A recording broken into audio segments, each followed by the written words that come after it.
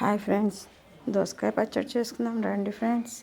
చూడండి, దోసకాయ అయితే నూనెలో వేయించేసాను. అలాగే ఎల్లిపాయలు పచ్చిమిరపకాయలు వేయించాను.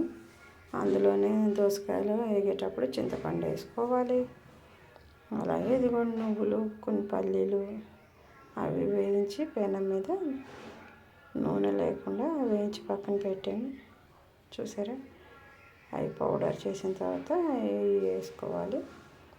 ఇది మనం కొంచెం ఉప్పు పచ్చిమిరపకాయలు అన్నీ వేసేసి మిక్సీ పట్టేసేయాలి.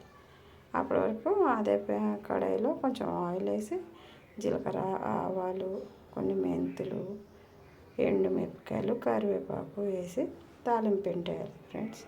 చాలా బాగుంటుంది దోసకాయ పచ్చడి. టేస్ట్ చాలా సూపర్గా ఉంటుంది. చూసారా, జీలకర్ర మెంతులు అయితే ఇంకా లాస్ట్కి వేసాను, వేగిపోయినాయి. చూడండి ఫ్రెండ్స్, ఎంత బాగుంటుందో దోసకాయ పచ్చడి.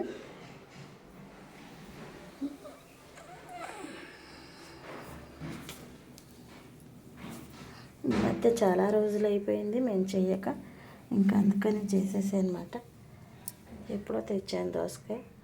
ఈ మధ్య పండుగలు వచ్చేసి ఇంకా చేయలేకపోయాను. అందుకని ఇంకా చూసారా, కంప్లీట్ ఈరోజు దోసకాయ పచ్చడి. వీడియో నచ్చితే షేర్, లైక్, సబ్స్క్రైబ్.